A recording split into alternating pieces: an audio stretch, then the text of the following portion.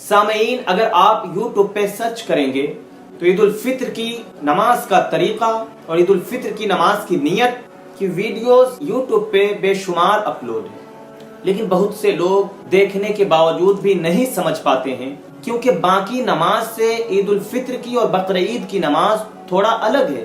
کیوں الگ ہے؟ کہ اس نماز میں 6 زائد تکبیر ہے، تو لوگ ذہن میں نہیں رکھ پاتے ہیں، انسان بھول جاتا ہے 6 زائد تکبیر ہونے کی وجہ سے۔ آپ خود دیکھے ہوں گے عیدگاہ کے اندر یا مسجد کے اندر کہ بہت سے لوگ ایسے ہیں جن کو صحیح سے عید الفطر کی نماز ادا کرنے کا طریقہ نہیں معلوم ہے۔ جب امام صاحب تکبیر کہتے ہیں تو کچھ لوگ رکوع میں چلے جاتے ہیں، کچھ لوگ دائیں دیکھتے ہیں کہ میرے بازو والا کس طرح سے نماز پڑھ رہا ہے، کچھ لوگ بائیں دیکھنے کی کوشش کرتے ہیں۔ کیوں؟ کیونکہ طریقہ نہیں معلوم ہے، اس کی وجہ سے۔ آپ ویڈیو کو پورا دیکھیں، انشاءاللہ تبارک و تعالی میں اپنی انداز میں خلاصہ کر کے عید الفطر کی نماز کی نیت اور اس کا طریقہ بتانے کی کوشش کر رہا ہوں۔ اللہ تبارک و تعالی کی بارگاہ میں دعا ہے ہم تمام مسلمانوں کو رب کائنات دین کی سچی سمجھ عطا فرمائے۔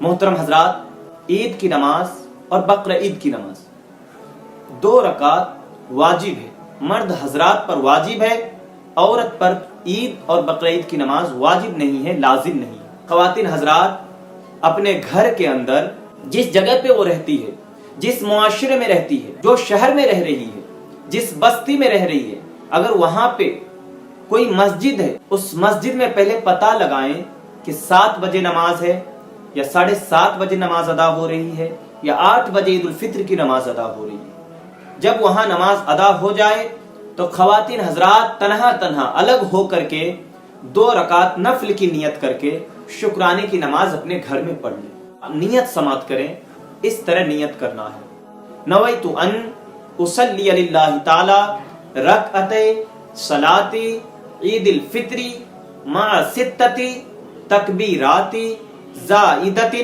واجبا للہ تعالی اقتدیت بهذا الامام متوجہا الى جہت الکعبۃ الشریفۃ اللہ اکبر۔ اردو میں اس طرح کریں: نیت کی میں نے 2 رکعت نماز عید الفطر کی واجب 6 زائد تکبیروں کے ساتھ واسطے اللہ تعالیٰ کے، پیچھے اس امام کے، منہ میرا کعبہ شریف کی طرف، اللہ اکبر۔ اللہ اکبر کہتے ہوئے آپ ہاتھ کو کان تک لے کر کے جائیں، ناف کے نیچے باندھ لیں، پھر ثنا پڑھیں۔ ثنا پڑھنے کے بعد جب امام صاحب پہلی تکبیر کہیں گے تو اللہ اکبر کہتے ہوئے کان تک ہاتھ لے کر کے جائیں، ہاتھ کو چھوڑ دیں۔